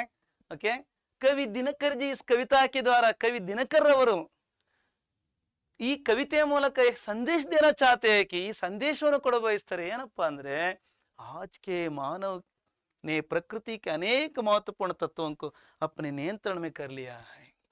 ಇವತ್ತಿನ ಮನುಷ್ಯ ಪ್ರಕೃತಿಯ ಅನೇಕ ಚರಾಚರ ವಸ್ತುಗಳ ಮೇಲೆ ತನ್ನ ನಿಯಂತ್ರಣವನ್ನ, ತನ್ನ ಹಿಡಿತವನ್ನ, ತನ್ನ ಕಂಟ್ರೋಲನ್ನ ಹಾಕಿದಾನೆ.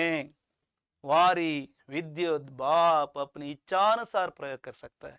ಏನೆಲ್ಲ ಕಂಟ್ರೋಲ್ ಅನ್ನ ಇಟ್ಕೊಂಡು ಅವನು ತನ್ನ ಒಂದು ಶಕ್ತಿಯನ್ನ, ಸಾಮರ್ಥ್ಯವನ್ನ ತೋರ್ಪಡಿಸಿದಾನೆ. ವಾರಿ ಮೀನ್ಸ್ ಜಲ, ನೀರಿನ ಮೇಲೆ, ಮತ್ತೆ ವಿದ್ಯುತ್ತಿನ ಮೇಲೆ, ಮತ್ತೆ ಇನ್ನೇನೋ ಒಂದೇ ಹಾವಿ ಆಗ್ತಕ್ಕಂಥ ಒಂದು ವೇಪರ್ ಮೇಲೆ, ಅಂದ್ರೆ ಗಾಳಿಯ ಮೇಲೆ ಕೂಡ ಅವನು ತನ್ನ ಒಂದು ಇಚ್ಛೆಗನುಸಾರವಾಗಿ ಅವುಗಳನ್ನು ಬಳಕೆ ಮಾಡ್ತಾ ಇದ್ದಾನೆ. ಅಪ್ಪನೇ ಆಜ್ಞಾನುಸಾರ ಪವನ್ ಕ ತಾಪ್ ಕೋ ಭಿ ಬದಲ್ ಸಕ್, ತನ್ನ ಆಜ್ಞೆ ಮೇಲೆ ಒಂದು ಗಾಳಿಯ ಒಂದು ಉಷ್ಣತೆಯನ್ನಾಗಿರ್ಬೋದು, ಗಾಳಿಯ ಸಂಚಾರವನ್ನಾಗಿರ್ಬೋದು ಅವನು ಬದಲಾಯಿಸಬಹುದು ಅಂತ ತಿಳ್ಕೊಂಡಿದ್ದಾನಲ್ವ ಮಕ್ಕಳೇ. ಓಕೆ, ಮುಂದೆ ಹೋಗೋಣ. ಓಕೆ, ಈಗ ನೋಡಿ ಮತ್ತೊಂದು ಪ್ರಶ್ನೆ ಇದೆ. ಆಧುನಿಕ ಮಾನವ ಕಿ ಭೌತಿಕ ಸಾಧನ का विवरण कविता के आधार पर दीजिए. ಆಧುನಿಕ ಮನುಷ್ಯನ ಭೌತಿಕ ಸಾಧನಗಳ ಒಂದು ವಿವರಣೆಯನ್ನ, ಕಣ್ಣಿಗೆ ಕಾಣತಕ್ಕಂಥ ವಸ್ತುಗಳೇ ಭೌತಿಕ ಸಾಧನಗಳು. ಕಣ್ಣಿಗೆ ಏನೆಲ್ಲ ಕಾಣ್ತಾ ಇದೆಯೋ ಮನುಷ್ಯನ ಕಣ್ಣಿಗೆ, ಅವೆಲ್ಲ ಭೌತಿಕ ಸಾಮಗ್ರಿಗಳು ಅಥವಾ ವಸ್ತುಗಳು. ಆಧುನಿಕ ಮನುಷ್ಯನ ಒಂದು ಭೌತಿಕ ಸಾಧನಗಳ ಒಂದು ವಿವರಣೆಯನ್ನ ಈ ಕವಿತೆಯ ಆಧಾರದ ಮೇಲೆ ನಾವು ಬರೀಬೇಕಾಗುತ್ತೆ. ಅಥವಾ ಹಾರ್ ದಿನಕರ್ಜಿನಿ ಆಧುನಿಕ ಮಾನವಕಿ ಭೌತಿಕ ಸಾಧನ ವರ್ಣನ್ ಕೈಸೆ ಕಿಯಾ. ಇದನ್ನ ಮತ್ತೊಂದು ರೀತಿಯಲ್ಲಿ ಕೂಡ ಈ ರೀತಿ ಕೇಳಲಾಗಿದೆ. ದಿನಕರ್ ಅವರ ಆಧುನಿಕ ಮನುಷ್ಯನ ಒಂದು ಭೌತಿಕ ಸಾಧನೆಯನ್ನು ವರ್ಣನೆಯನ್ನು ಹೇಗೆ ಮಾಡಿದರೆ ಉತ್ತರ ಇಸ್ ತರ ಲಿಖ್ ಸಕ್ತೆ. ಆನ್ಸರ್ ಅನ್ನ ಈ ರೀತಿ ಕೂಡ ನಾವು ಬರೀಬಹುದು. आधुनिक मानव ने प्रकृति के हर तत्व को अपने नियंत्रण में कर लिया है. ಆಧುನಿಕ ಮನುಷ್ಯನು ಪ್ರಕೃತಿಯನ್ನ ತನ್ನ ನಿಯಂತ್ರಣದಲ್ಲಿ ಇಟ್ಕೊಂಡಿದ್ದಾನೆ. हो नदी पर्वत सागर लाग सकता है उसका यान आकाश में जा रहा है. ಅವನು ನದಿ ಪರ್ವತ ಸಾಗರವನ್ನ ದಾಟಬಹುದಾಗಿದೆ. ಅವನ ಒಂದು ಪ್ರಯಾಣ ಅಥವಾ ಸಂಚಾರ, ಯಾನ್ ಮೀನ್ಸ್ ಸಂಚಾರ ಅಥವಾ ಪ್ರಯಾಣ, ಅವನ ಒಂದು ಟ್ರಾವೆಲಿಂಗ್ ಓಕೆ ಆಕಾಶದಲ್ಲಿ ಹೋಗ್ತಾ ಇದೆ. ಹೌದಲ್ವರ, ಇವತ್ತು ಏನೋ ಸೂರ್ಯನವರೆಗೂ ಸಾಗಿದಾನೆ ಮನುಷ್ಯ. ಮೊನ್ನೆ ಎಲ್ಲ ನಾವು ನೋಡಿದ್ವಲ್ವರ, ಅಂದ್ರೆ ಚಂದ್ರಯಾನವನ್ನು ಮಾಡಿರ್ಬೋದು, ಆದಿತ್ಯ ಒಂದು ಉಪಗ್ರಹಕ್ಕೆ ಅಲ್ವಾ ಉಪಗ್ರಹವಾಗಿ ಉಡಾವಣೆಯನ್ನು ಮಾಡಿರ್ಬೋದು ನೋಡಿ, ಸೂರ್ಯನ ಒಂದು ಅಧ್ಯಯನಕ್ಕೆ ಕಳಿಸಿರ್ತಕ್ಕಂಥ ಒಂದು ನಮ್ಮ ವಿಜ್ಞಾನಿಗಳು. ಹೌದಲ್ವರ. ಪರಮಾಣು ಪ್ರಯೋಗ ಬಿಕ್ಕರ, ಅವನು ಪರಮಾಣು ಪ್ರಯೋಗ ನ್ಯೂಕ್ಲಿಯರ್ ಬಾಂಬ್ಸ್ಗಳನ್ನು ಕೂಡ ಅವನು ಪ್ರಯೋಗವನ್ನು ಮಾಡೋದನ್ನ ಕಲ್ತಿದ್ದಾನಲ್ವರ. ಉಸ್ಕಿ ಬೌದ್ಧಿಕ ಕ್ಷಮತಾ ಸೀಮಿತ. ಅವನ ಒಂದು ಬೌದ್ಧಿಕ ಕ್ಷಮತೆ ಮೀನ್ಸ್ ಬುದ್ಧಿ ಕ್ಷಮತೆ, ಅವನ ಬುದ್ಧಿ ಇದೆಯಲ್ಲ, ಅವನ ಒಂದು ವಿಲ್ ಪವರ್ ಅಥವಾ ಅವನ ಒಂದು ಮೈಂಡ್ ನಾಲೆಡ್ಜ್ ಇದೆಯಲ್ಲ, ಅದು ಆ ಸಾಮರ್ಥ್ಯ ಅಸೀಮಿತವಾದದ್ದು. ಅಂದ್ರೆ ಅದು ಎಲ್ಲೇನೇ ಇಲ್ಲ, ಅಷ್ಟು ಕೊನೆ ಇಲ್ಲದ ಒಂದು ಸಾಮರ್ಥ್ಯದಿಂದ ಇಡೀ ನಿಸರ್ಗವನ್ನೇ ತನ್ನ ಕೈಯೊಳಗೆ ಹಿಡಿಯೋದಕ್ಕೆ ಮನುಷ್ಯ ಏನೆಲ್ಲ ಮಾಡ್ತಾ ಇದ್ದಾನೆ, ಇನ್ನು ಮಾಡ್ತಾ ಇರ್ತಾನೆ ಅಂತೇಳಿ ನಾವೆಲ್ಲ ನೋಡ್ತಲೇ ಇರ್ತೀವಲ್ಲ ಮಕ್ಕಳೇ. ಮುಂದೆ ಹೋಗೋಣ. ಓಕೆ, ಈಗ ನೋಡಿ ಕವಿತೆಯ ಮತ್ತೊಂದು ಚರಣ ಇದೆ. 2ನೇ ಚರಣದಲ್ಲಿ ನೋಡಿ, ಈ ಚರಣಕ್ಕೆ ಸಂಬಂಧಪಟ್ಟಂತೆ ಏನೆಲ್ಲ ನಾವು ಇಲ್ಲಿ ಅಂಶಗಳನ್ನ ಗಮನಿಸಬಹುದು. ಈ ಚಿತ್ರಗಳು ಕೂಡ ನಮಗೆ ಹೇಳ್ತವೆ. ಈ ಚಿತ್ರದಲ್ಲಿ ವಿಮಾನವನ್ನ ನೋಡ್ತಾ ಇದ್ದೀವಿ, ಮತ್ತೆ ಇಲ್ಲಿ ಆಕಾಶದಲ್ಲಿ ಏನೆಲ್ಲ ಬದಲಾವಣೆ ಮನುಷ್ಯನಿಂದ ಆಗ್ತಾ ಇದೆ, ಮತ್ತೆ ವಿಜ್ಞಾನಿಗಳು ಏನೆಲ್ಲ ಪ್ರಯೋಗವನ್ನು ಮಾಡ್ತಾ ಇದ್ದಾರೆ, ಏನೆಲ್ಲ ಎಕ್ಸ್ಪೆರಿಮೆಂಟ್ಸ್ ಅನ್ನ ಮಾಡ್ತಾ ಇದ್ದಾರೆ. ಜೊತೆಗೆ ಮನುಷ್ಯ ತನ್ನ ಒಂದು ಕಲ್ಪನೆಗನುಸಾರ ಭವನಗಳನ್ನ, ಬಿಲ್ಡಿಂಗ್ಸ್ ಗಳನ್ನ ಯಾವ ಒಂದು ವಿನ್ಯಾಸದಲ್ಲಿ, ಯಾವ ಒಂದು ಡಿಸೈನ್ ಅಲ್ಲಿ ಮಾರ್ಪಡಿಸ್ತಾ ಇದ್ದಾನೆ ತನ್ನ ಅನುಕೂಲಕ್ಕೋಸ್ಕರ ಅಂತೇಳಿ. ಈಗ ಈ 2ನೇ ಚರಣವನ್ನು ನಾವು ಓದೋಣ ಮಕ್ಕಳೇ. ಓಕೆ, ಓದೋಣ, ಖುಷಿಯಾಗೋದಣ ಅಲ್ವರ. ನೋಡಿ, यह मनुज जिसका गगन में जा रहा है यान, जिसका गगन में जा रहा है यान, कांपते जिसके करों को देख कर, जिसके करों को देख कर परमाणु परमाणु, यह मनुज जो सृष्टि का श्रृंगार, यह मनुज सृष्टि का श्रृंगार, ज्ञान का विज्ञान का, ज्ञान का विज्ञान का आलोक का हागार, आलोक का हागार, यम से पाताल तक, यम से पाताल तक, सब कुछ इसे है ज्ञान, सब कुछ इसे है ज्ञान, इसे है ज्ञान, पर ना यह परिचय मनुज का, ना यह परिचय मनुज का, यह ना उसका श्रेय, यह ना उसका श्रेय. ನೋಡಿ ಎಷ್ಟು ಚೆನ್ನಾಗಿ ಹೇಳ್ತಾರೆ ಇಲ್ಲಿ ಕವಿ ರಾಮಧಾರಿ ಸಿಂಹ ದಿನಕರ್ ಅವರು. ಯಹ ಮನುಜ, ಈ ಮನುಷ್ಯ ಇದನ್ನಲ್ಲ, ಈ ಮಾನವ, ಜಿಸ್ಕ ಗಗನ ಮೇ ಜಾ ರಹಾ ಹೈ ಯಾನ್, ಯಾವ ಒಂದು ಆಕಾಶದಲ್ಲಿ ಪ್ರಯಾಣವನ್ನ, ಟ್ರಾವೆಲಿಂಗ್ ಅನ್ನ ರಾಕೆಟ್ ಉಡಾಯಿಸಿದಾನೆ, ವಿಮಾನವನ್ನ ಮತ್ತೆ ಜೆಟ್ ಏರ್ವೇಸ್ಗಳಿರ್ಬೋದು, ಅನೇಕ ರೀತಿಯ ಒಂದು ಉಪಕರಣಗಳನ್ನ ಆಕಾಶದಲ್ಲಿ ಚಿಮ್ಮಿಸಿದಾನೆ ಅಲ್ವರ. ಇವನ ಒಂದು ಈ ರೀತಿಯ ಒಂದು ಪ್ರಕ್ರಿಯೆಯನ್ನ ಕಾಂಪುತೆ ಜಿಸ್ಕೆ ಕರೋಂಕು ದೇಕರ್, ಇವನ ಕೈಗಳನ್ನ ನೋಡ್ತಾ ಇದ್ರೆ ಇವನ ಕೈಯಲ್ಲಿ ಇನ್ನು ಏನೇನಪ್ಪ ಅದ್ಭುತವಾದ ವಸ್ತುಗಳನ್ನ ಇವನು ಅನ್ವೇಷಣೆ ಮಾಡಿ ಈ ನಿಸರ್ಗದಲ್ಲಿ ಪ್ರಯೋಗಿಸ್ತಾನಪ್ಪ ಅಂತೇಳಿ.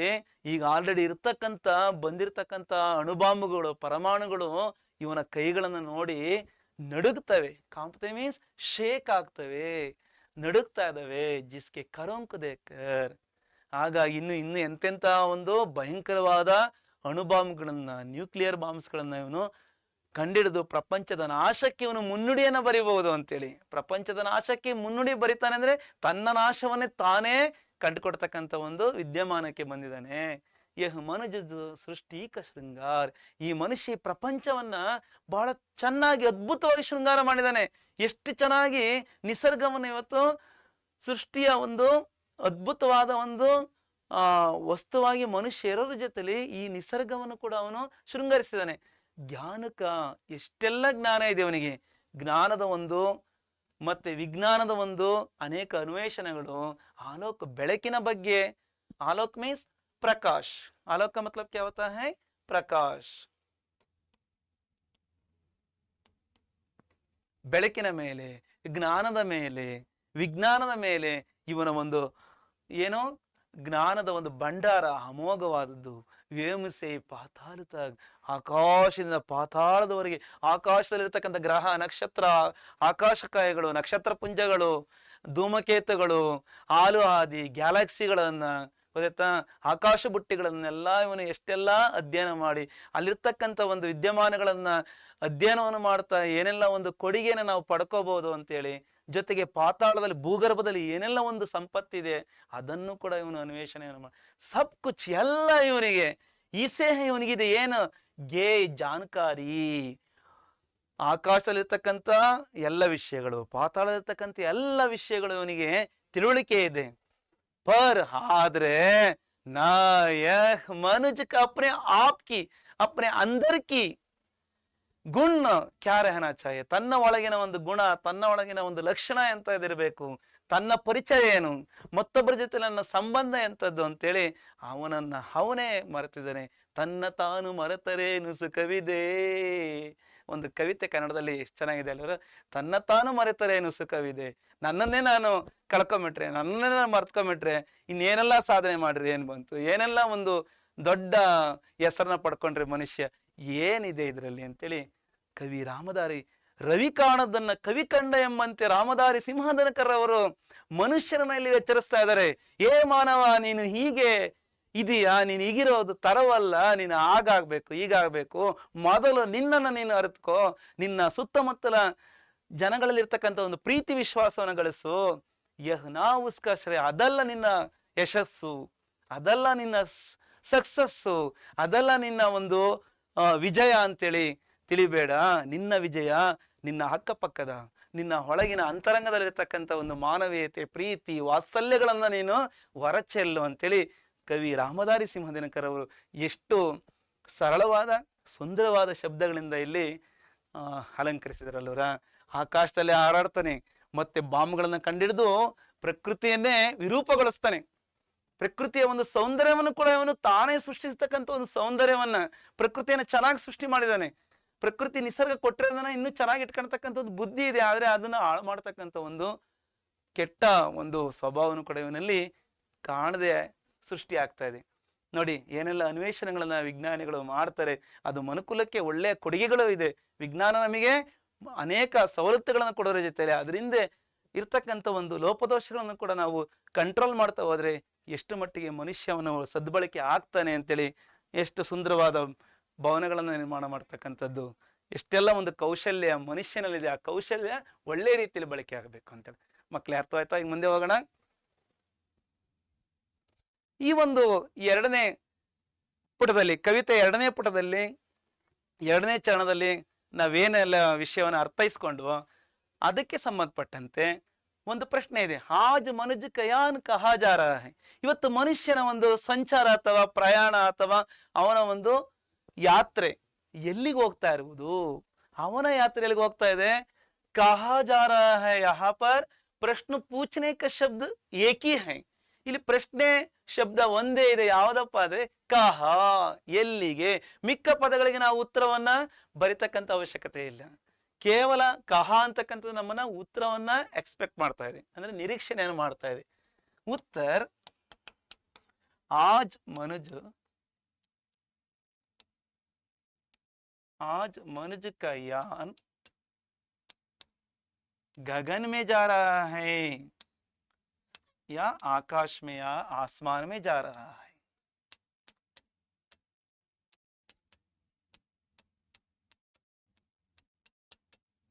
ಇವತ್ತು ಮನುಷ್ಯನ ಒಂದು ಯಾತ್ರೆ ಆಕಾಶದಲ್ಲಿ ಹೋಗ್ತಾ ಇದೆ ಅಲ್ವ ಮಕ್ಕಳೇ? ಈಗ ನೋಡೋಣ ಮುಂದೆ. ಇನ್ನೊಂದು ಪ್ರಶ್ನೆ ಎಲ್ಲಿದೆ? ಪರಮಾಣು ಕಿಸೆ ದೇಕರ್ ಕಾಂಪ್ತೆ ಹೈ. ಪರಮಾಣುಗಳು ಈಗ ಆಲ್ರೆಡಿ ಬಂದಿರತಕ್ಕಂಥ ಅಣುಬಾಂಬ್ಗಳು, ಮತ್ತೆ ನಮಗಿಂತ ಇನ್ನು ಭಯಂಕರವಾದ ಅಣುಬಾಂಬ್ಗಳು. ಈ ಮನುಷ್ಯ ಅಭವ ಅಸಾಧ್ಯವಾದ ಮನುಷ್ಯವನು, ಇನ್ನು ಎಂಥದ್ದು ಕಂಡಿಡ್ತಾನೋ, ನಮ್ಮನೆ ಮೀರ್ಸವನೇ ಕಂಡಿಡ್ತಾನೋ, ಅಯ್ಯಪ್ಪ ನೋಡ್ಬಿಟ್ರೆ ನಮಗೆ ಭಯ ಆಗ್ತೈತಲ್ಲಪ್ಪ, ಶೇಕ್ ಆಗ್ತಾ ಇದೆ ಅಂತೇಳಿ ಅಂತವಲ್ವರ. ಹಾಗಾಗಿ ಕಿಸೆ ಯಾರನ್ನ ನೋಡ್ಬಿಟ್ಟು ಕಂಪಿಸ್ತಾ ಇದ್ದಾವೆ? ಮನುಜಕೋ ಯಾ ಮನುಷ್ಯಕೋ ದೇಕರ್. ಇಸ್ಕೆ ಬದಲೆ ಕಿಸ್ಕೆ ಬದಲೆ ಮನುಷ್ಯಕೋ. परमाणु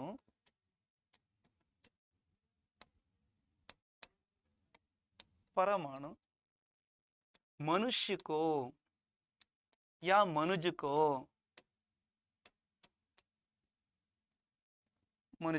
देखकर कांपते हैं. ಇಷ್ಟನ್ನ ಬರೆಯುವ ಬದಲಾಗಿ ಮನುಷ್ಯಕ್ಕೆ ಒಂದ್ ಸ್ವಲ್ಪ ಎಕ್ಸ್ಟ್ರಾನೇ ಆಡ್ ಮಾಡ್ಕೋಬೇಕು. ಏನಪ್ಪಾ ಅಂದ್ರೆ ಮನುಷ್ಯಕ್ಕೆ ಅಥವಾ ಮನುಜಕ್ಕೆ ಆತೋಂಕೋ ದೇಕಕರ್. ಕೇವಲ ಮನುಷ್ಯನಲ್ಲ, ಮನುಷ್ಯನ ಕೈಯಿಂದ ಆಗ್ತಕ್ಕಂಥ ಏನೆಲ್ಲ ಒಂದು ಬದಲಾವಣೆಗೆ ನಿಸರ್ಗದಲ್ಲಿ, ಏನೆಲ್ಲ ಒಂದು ಈ ನಿಸರ್ಗಕ್ಕೆ ಪೆಟ್ಟು ಬೀಳ್ತಾ ಇದೆ ಮನುಷ್ಯನ ಕೈಯಿಂದ, ಅದನ್ನ ನಾವಿಲ್ಲಿ ಮುಖ್ಯವಾಗಿ ನೋಡ್ಬೇಕಾಗಿದೆ. ಮನುಜಕ್ಕೆ ಹಾತೋಂಕೋ ದೇಕಕರ್. ಕೇವಲ ಮನುಷ್ಯನ ನೋಡಲ್ಲ, ಮನುಷ್ಯ ನೋಡೋದಕ್ಕೆ ಏನಂತ ಒಂದು ಬದಲಾವಣೆ ಅಥವಾ ಒಂದು ಭಯದ ಒಂದು ವಾತಾವರಣ. ಆದ್ರೆ ಆ ಮನುಷ್ಯನ ಕೈ ಸುಮ್ನಿಲ್ಲ, ಅವನ ಒಂದು ಮೆದುಳು ಸುಮ್ನಿಲ್ಲ. ಮೆದುಳು ಕೈ ಇದೆ ಅಲ್ಲ, ಎರಡುವೆ ಅದ್ ಮಾಡು, ಇದ್ ಮಾಡು, ಹಿಂಗ್ ಮಾಡು, ಹಂಗ್ ಮಾಡು ಅಂತೇಳಿ ಅವನನ್ನ ಪ್ರೇರೇಪಿಸಿ ಉದ್ದೀಪನಗೊಳಿಸಿ ಅವನನ್ನ ಅನೇಕ ವಿಚಿದ್ರಕಾರಿ ಅನ್ವೇಷಣೆಗಳನ್ನ ಮಾಡೋದಕ್ಕೆ ಪ್ರಯತ್ನವನ್ನು ಮಾಡುತ್ತೆ. ಹಾಗಾಗಿ ಪರಮಾಣುಗಳು ಕೂಡ ಮನುಷ್ಯನ ಕೈಗಳನ್ನು ನೋಡಿ ಕಂಪಿಸ್ತಾವಂತೆ. ನೋಡಿ ಮಕ್ಕಳೇ, ಎಷ್ಟು ಚೆನ್ನಾಗಿ ಕವಿ ಇಲ್ಲಿ ನಮಗೆ ಸರಳವಾಗಿ ಅರ್ಥಗರ್ಭಿತವಾಗಿ ತಿಳಿಸಿದಾರಲ್ವ ಮಕ್ಕಳೇ. ಈಗ ಮುಂದೆ ನೋಡೋಣ. ದೋತಿನ ವಾಕ್ಯ ಮೆತ್ತಲಿಕೆ. ಕೇವಲ ಒಂದು ವಾಕ್ಯದ ಪ್ರಶ್ನೆಗಳನ್ನು ಮಾತ್ರ ನಾವು ಈ ಪದ್ಯ ಭಾಗಕ್ಕೆ ಸಂಬಂಧಪಟ್ಟಂತೆ ನಾವು ನೋಡುವುದಲ್ಲ, ಬದಲಾಗಿ 2-3 ವಾಕ್ಯದ ಪ್ರಶ್ನೆಗಳನ್ನು ಕೂಡ ನಾವು ಈ ಪದ್ಯ ಭಾಗಕ್ಕೆ ಸಂಬಂಧಪಟ್ಟಂತೆ ನಾವು ಕಾಣಬಹುದು. ಅಂತ ಪ್ರಶ್ನೆಯಲ್ಲಿ ಮೊದಲನೇ ಪ್ರಶ್ನೆಯಲ್ಲಿ ದಿನಕರ್ ಜಿ ಕೆ ಅನುಸಾರ ಮಾನವ का सही परिचय क्या है? ದಿನಕರ್ ಅವರ ಅನುಸಾರ ಮನುಷ್ಯನ ನಿಜವಾದ ಪರಿಚಯ ಏನಾಗಿದೆ? ಅಥವಾ ಇದೇ ಪ್ರಶ್ನೆಯನ್ನು ಮತ್ತೊಂದು ರೀತಿಯಲ್ಲಿ ಕೂಡ ಕೇಳಬಹುದು. ಯಾವ ರೀತಿ? और अभिनव मनुष्य के आधार पर, अभिनव मनुष्य कविता के आधार पर, अभिनव मनुष्य ಕವಿತೆಯ ಆಧಾರದ ಮೇಲೆ ಮನುಷ್ಯ का सही परिचय, ಮನುಷ್ಯನ ಒಂದು ನಿಜವಾದ ಪರಿಚಯ ಕೈಸೆ ಸ್ಥಾಪಿತ किया गया, ಯಾವ ರೀತಿ ಸ್ಥಾಪನೆಯನ್ನು ಮಾಡಲಾಗಿದೆ? उत्तर इस प्रकार दिया गया है. कवि दिनकर जी के अनुसार आज के मानव ने प्रकृति पर विजय प्राप्त कर ली है. ಕವಿ ದಿನಕರ್ ಅವರ ಅನುಸಾರ ಇವತ್ತಿನ ಮನುಷ್ಯ ಪ್ರಕೃತಿಯ ಮೇಲೆ ವಿಜಯವನ್ನು ಪಡ್ಕೊಂಡಿದ್ದಾನೆ. ಜೊತೆಗೆ उसकी साधना है पर मानव के बीच स्नेह का बांध बांधना मानव की सिद्धि है. ಅಂದ್ರೆ ಇಲ್ಲಿ ಇವನ ಸಾಧನೆ ಏನಾಗಿದೆಯಪ್ಪ ಅಂದ್ರೆ, ಮನುಷ್ಯನ ನಡುವಿನ ಒಂದು ಸ್ನೇಹದ ಒಂದು ಬಂಧನವನ್ನ ಗಟ್ಟಿಗೊಳಿಸ್ತಕ್ಕಂಥ ಒಂದು ಮಾನವನ ಒಂದು ಸಾಧನೆಗಳ ಅವನ ಒಂದು ಗಳಿಕೆ ಆಗಿರುತ್ತೆ. ಅದು ಮೊದಲಾಗಬೇಕು. ಇಲ್ಲಿ ಮನುಷ್ಯರ ನಡುವಿನ ಒಂದು ಸಂಬಂಧದ ಬಾಂಧವ್ಯವನ್ನ ಬಿಗಿಗೊಳಿಸ್ತಕ್ಕಂಥ ಒಂದು ಪರಿಕಲ್ಪನೆ ಅಂತಕ್ಕಂಥದ್ದು ಅದು ಇವನ ಒಂದು ಸಿದ್ಧಿ ಆಗ್ಬೇಕಾದ್ರೆ, ಸಿದ್ಧಿ ಮೀನ್ಸ್ ಗಳಿಕೆ, ಅರ್ನಿಂಗ್. ಇದು ಮುಖ್ಯವಾದ ಅರ್ನಿಂಗ್. जो मानव दूसरे मानव से प्रेम का रिश्ता जोड़कर आपस में दूरी को मिटाए वही मानव कहलाने का अधिकारी होगा. ಯಾವೊಬ್ಬ ಮನುಷ್ಯ ಮತ್ತೊಬ್ಬ ಮನುಷ್ಯನಿಗೆ ಪ್ರೀತಿಯ ಒಂದು ಸಂಬಂಧವನ್ನ ಜೋಡಿಸ್ತಕ್ಕಂಥ ಒಂದು ಪರಸ್ಪರ ನಿಕಟತೆಯನ್ನು ತಂದು ಅಂತರವನ್ನ ಹೋಗಲಾಡಿಸಿ, ದೂರಿಕೋ ಮಿಟಾನ, ಅಂತರವನ್ನು ಹೋಗಲಾಡಿಸ್ಬಿಟ್ಟು ಅದೇ ಮನುಷ್ಯ, ಅದೇ ತಾನು ಮಾನವ, ನಾನೊಬ್ಬ ಮನುಷ್ಯತ್ವ ಇರ್ತಕ್ಕಂಥ ವ್ಯಕ್ತಿ ಅಂತೇಳಿ ತೋರಿಸ್ತಕ್ಕಂಥದ್ದೇ ಅವನಿಗೆ ಒಂದು ಅಧಿಕಾರ ಇರುತ್ತೆ. ಅಂತ ಒಂದು ಅಧಿಕಾರವನ್ನು ನೀನು ಪಡ್ಕೋಬೇಕು ಅಂತೇಳಿ ಈ ಒಂದು ಕವಿತೆಯ ಮೂಲಕ ದಿನಕರ್ ಅವರು ನಿಜವಾದ ಮನುಷ್ಯನ ಒಂದು ಪರಿಚಯವನ್ನು ಮಾಡಿಕೊಡ್ತಾರೆ. ಮಕ್ಕಳೇ, ಎಷ್ಟು ಚೆನ್ನಾಗಿದೆ ಅಲ್ವರ? ಚೆನ್ನಾಗಿ ಅರ್ಥವಾಯ್ತಲ್ವರ? ಮುಂದೆ ಹೋಗೋಣ. ಕವಿತೆ ಸರಳವಾಗಿದೆ, ಅರ್ಥ ವಿಸ್ತಾರವಾಗಿದೆ. ಅರ್ಥ ಅಂತೂ ಬಹಳ ವಿಶಾಲವಾಗಿದೆ. ನೋಡಿ, ಈ ಕವಿತೆಯ ಒಂದು ಚರಣವನ್ನ ಇಲ್ಲಿ ಭಾವಾರ್ಥವನ್ನ ಬರೆಯಿರಿ, ಸಮ್ಮರಿಯನ್ನ ಬರೆಯಿರಿ. ಇಲ್ಲಿ ಒಂದು ಚರಣ ಯಾವುದು? ಇಲ್ಲಿ ಚರಣ ಯಹ ಮನುಜೋ ಸೃಷ್ಟಿ ಕ ಶೃಂಗಾರ, ज्ञान का विज्ञान का आलोक का आधार, व्योम से पाताल तक सब कुछ इसे है ज्ञेय, पर ना यह परिचय मनुज का, यह ना उसका श्रेय. ಈ 4 ಸಾಲಿನ ಕವಿತೆಯ ಬಗ್ಗೆ ಭಾವಾರ್ಥವನ್ನ ತಮ್ಮದೇ ಆದ ಒಂದು ಗದ್ಯ ಶೈಲಿಯಲ್ಲಿ ಬರೆಯಿರಿ. ಯಾವ ರೀತಿ? ಮೊದಲಿಗೆ ಪ್ರಸ್ತುತ ಕವಿತಾ अथवा प्रस्तुत पंक्तियां अभिनव मनुष्य नामक कविता से ली गई है. इस कविता के रचयिता श्री रामधारी सिंह दिनकर जी हैं. ಪ್ರಸ್ತುತ ಕವಿತೆಯ ಸಾಲುಗಳನ್ನು ನಾವು ಆಧುನಿಕ ಮನುಷ್ಯ ಕವಿತೆಯಿಂದ ತೆಗೆದುಕೊಳ್ಳಲಾಗಿದೆ. ಈ ಕವಿತೆಯ ಕವಿ ರಾಮಧಾರಿ ಸಿಂಹ ದಿನಕರ್ ಅವರು ಅಂತೇಳಿ ಬರೀಬೇಕಾಗುತ್ತೆ. ಭಾವಾರ್ಥ ಈ ರೀತಿ ಇದೆ. इन पंक्तियों में कवि ने मनुष्य की यथार्थता पर प्रकाश डाला है कि एक मनुष्य ही है जिसने प्रकृति रूपी सृष्टि का श्रृंगार किया है. ಈ ಸಾಲುಗಳಲ್ಲಿ ಕವಿ ಮನುಷ್ಯನ ಒಂದು ಯಥಾರ್ಥತೆಯ ಬಗ್ಗೆ ಬೆಳಕನ್ನು ಚೆಲ್ಲಲಾಗಿದೆ. ಏನಂದ್ರೆ, ಈ ಮನುಷ್ಯನೇ ಪ್ರಕೃತಿಯ ರೂಪಿ ಸೃಷ್ಟಿಕ ಶೃಂಗಾರಕ್ಕೆ, ಪ್ರಕೃತಿಯಿಂದ ರೂಪಿಸಿರ್ತಕ್ಕಂಥ ಒಂದು ಸೃಷ್ಟಿಯ ಒಂದು ಶೃಂಗಾರವನ್ನು ಮಾಡ, ಜ್ಞಾನ ವಿಜ್ಞಾನಕ ಪ್ರಕಾಶ ಸಾರೆ ಸಂಸಾರ ಮೇ ಫೈಲಾ ಹೈ, ಜ್ಞಾನ ವಿಜ್ಞಾನದ ಒಂದು ಬೆಳಕನ್ನ ಇಡೀ ಪ್ರಪಂಚದಲ್ಲಿ ಹರಡಿದಾನೆ, ಚೆಲ್ಲಿದಾನೆ. ಆಕಾಶ ಸೇ ಪಾತಾಳ ತಕಿ ಸಂಪೂರ್ಣ ಜಾನಕಾರಿ ಉಸೆ ಮಾಲೂಮ್ ಹೈ, ಆಕಾಶದಿಂದ ಪಾತಾಳದವರೆಗೆ ಸಂಪೂರ್ಣವಾದ ಒಂದು ತಿಳುವಳಿಕೆ ಅವನಿಗೆ ಗೊತ್ತಿದೆ. ಲೇಕಿನ್ ಮಾನವತಾ ಕಿ ಸಹಿ ಪಹಚಾನ್ ಸೆ ಹೋ ಅನಭಿಜ್ಞ ಹೈ ಅಂಜಾನ್ ಹೈ, ಆದರೆ ಮಾನವತೆಯ ಒಂದು ಸರಿಯಾದ ಒಂದು ಗುರುತು ಅಂತಕ್ಕಂಥ ಐಡೆಂಟಿಫಿಕೇಶನ್ ಅಂತಕ್ಕಂಥದ್ದು ಹನ್ ಹವೇರ್ ತಿಳಿದಿಲ್ಲ, ಅನಭಿಜ್ಞ ಹನ್ ಹವೇರ್ ಅಂದ್ರೆ ಅವನಿಗೆ ತಿಳಿದಿಲ್ಲ, ಗೊತ್ತಿಲ್ಲ, ಅಂಜಾನ್ ತಿಳಿದಿಲ್ಲ, ಅವನಿಗೆ ಗೊತ್ತಾಗ್ತಾ ಇಲ್ಲ. ಉಸ್ನೆ ಅಪ್ನಿ ಭ್ರಾತೃತ್ವ ಭಾವನಾಕ್ಕೂ ಸಹಿ ಸಮಜ. ಅವನು ತನ್ನ ಒಂದು ಭ್ರಾತೃತ್ವದ ಒಂದು ಸಹೋದರತ್ವದ ಒಂದು ಭಾವನೆಯನ್ನ ಅವನು ತಿಳಿಬೇಕಾಗಿದೆ ಅಂತೇಳಿ ಈ ಒಂದು ಭಾವಾರ್ಥದ ಒಂದು ಒತ್ತಾಸೆ ಆಗಿದೆ, ಭಾವಾರ್ಥದ ಒಂದು ಮುಖ್ಯ ಅಂಶವಾಗಿದೆ ಮಕ್ಕಳೇ. ಮುಂದೆ ಹೋಗೋಣ ಮಕ್ಕಳೇ. ಈಗ ನಾವು ಅಂತಿಮ ಚರಣಕ್ಕೆ ಬಂದಿದ್ದೀವಿ. ಈ ಕವಿತೆಯ ಕೊನೆಯ ಚರಣದಲ್ಲಿ ಏನೆಲ್ಲ ಒಂದು ಅಂಶಗಳನ್ನು ನಾವು ತಿಳಿಬಹುದು. श्रेय उसका बुद्धि पर चैतन्य हुर कीजिए श्रेय मानव की असीमित मानव से एक नर से दूसरे के बीच का व्यवधान तोड़ दे जो बस वही ज्ञानी वही विद्वान और मानव भी वही. ನೋಡಿ, ಆಧುನಿಕ ಮನುಷ್ಯನ ಇವತ್ತು ಮಾಡರ್ನ್ ಮನುಷ್ಯ ಹೇಗಿದ್ದಾನೆ ಅಲ್ವರ? ಆಧುನಿಕ ಮನುಷ್ಯ ಎಷ್ಟು ನಾಜೂಕಾಗಿ ಎಷ್ಟು ಔಚಿತ್ಯಪೂರ್ಣವಾಗಿದ್ದಾನಲ್ವಾ?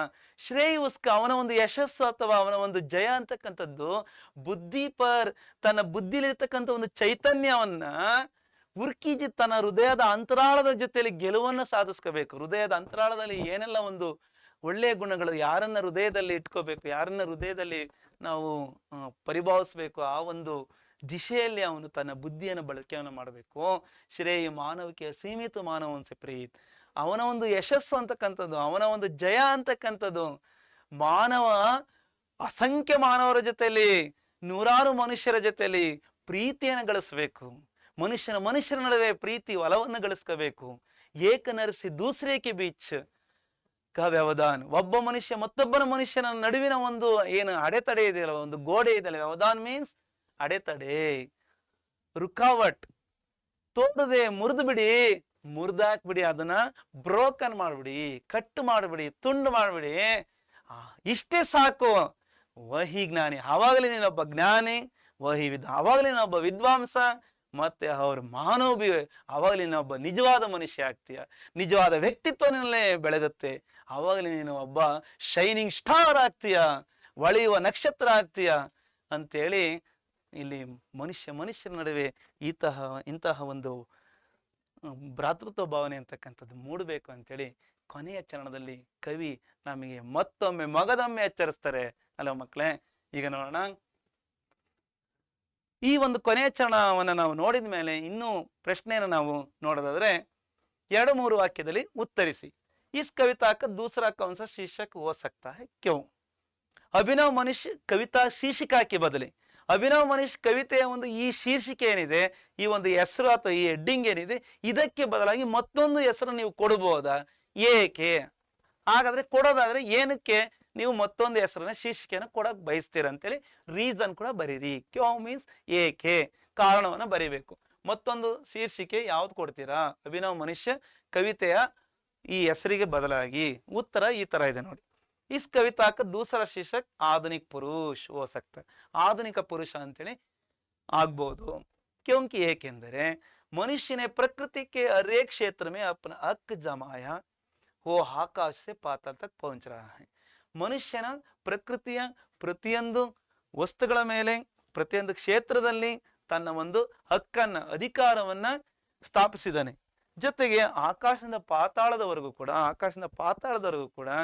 ತಲುಪಿದ್ದಾನೆ ಮನುಷ್ಯ. ಆಕಾಶವನ್ನು ಕೂಡ ಮುಟ್ಟಿದ್ದಾನೆ, ಪಾತಾಳದ ಭೂಗರ್ಭಕ್ಕೂ ಕೂಡ ಕೈ ಹಾಕಿದ್ದಾನೆ, ಪಾತಾಳಕ್ಕೂ ಕೂಡ ಹೋಗಿ ಏನೆಲ್ಲ ಮಾಡಿದ್ದಾನೆ ಅಂತ ನಾವು ನೀವೆಲ್ಲ ವಿಜ್ಞಾನದಲ್ಲಿ ತಿಳಿತಾ ಬರ್ತಾ ಇದೀವಿ ಅಲ್ವಾ ಮಕ್ಕಳೇ. ಈಗ ನಾವು ಮುಂದೆ ಹೋಗೋಣ. ಇದುವರೆಗೂ ಕವಿತೆಯನ್ನ ಬಹಳ ಅರ್ಥಪೂರ್ಣವಾಗಿ, ಬಹಳ ವಿಚಾರಪೂರ್ಣವಾಗಿ ನಾವು ವಿಚಾರವನ್ನು ಮಾಡಿದ್ವಿ. ಇದುವರೆಗೂ ಕೇಳಿರ್ತಕ್ಕಂಥ ನನ್ನೆಲ್ಲ ಪ್ರೀತಿಯ ಪುಟಾಣಿಗಳಿಗೆ ವಂದಿಸ್ತಾ, ನಮ್ಮ SSLC ಆಟ್ ಪರೀಕ್ಷೆ ಯೂಟ್ಯೂಬ್ ಚಾನಲ್ ನಿಮ್ಮ ಮನದಲ್ಲಿ ಎಂದೆಂದು ಹಸಿರಾಗಿ ಉಸಿರಾಗಿ ನೆಲೆಯಾಗಲಿ ಅಂತ ಹೇಳ್ತಾ, ನಮ್ಮ ಯೂಟ್ಯೂಬ್ ಚಾನಲ್ನ ತಾವು ನೋಡಿ ತಮ್ಮ ಗೆಳೆಯರಿಗೆ, ಗೆಳತಿಯರಿಗೆ, ಬೇರೆ ಶಾಲೆಯ ಮಕ್ಕಳಿಗೆ ನೋಡೋದಿಕ್ಕೆ ಹೇಳಿ, ಜ್ಞಾನವನ್ನು ಹೆಚ್ಚಿಸ್ಕೊಳ್ಳಿ. ಪಾಠವನ್ನ ನಿಮ್ಮ ಅಧ್ಯಾಪಕರ ಹತ್ರ ಏನೆಲ್ಲ ಕೇಳಿರ್ತೀರೋ ಮತ್ತೊಮ್ಮೆ ನಮ್ಮಲ್ಲೂ ಕೇಳಿದಾಗ ನಿಮ್ಮ ಜ್ಞಾನ ಮತ್ತಷ್ಟು ಹೆಚ್ಚಾಗೋದ್ರ ಜೊತೆಯಲ್ಲಿ ನಿಮ್ಮ ಅಂಕ ಗಳಿಕೆ ಜಾಸ್ತಿಯಾಗಿ ನಿಮ್ಮ ಶ್ರೇಯಸ್ಸು ವೃದ್ಧಿಯಾಗಿ ನಿಮ್ಮ ಮುಂದಿನ SSLC ನಂತರದ ನಿಮ್ಮ ಮುಂದಿನ ನಡೆಗೆ ಒಂದು ದೊಡ್ಡ ರಹದಾರಿ ಆಗುತ್ತೆ ಅಂತ ಹೇಳ್ತಾ, ನಾನು ನಿಮ್ಮವ TVM ಸರ್ ಮತ್ತು ನಾನು SSLC ಪರೀಕ್ಷೆ ತಂಡದ ಒಬ್ಬ ಮಿತ್ರನಾಗಿ ಧನ್ಯವಾದಗಳು.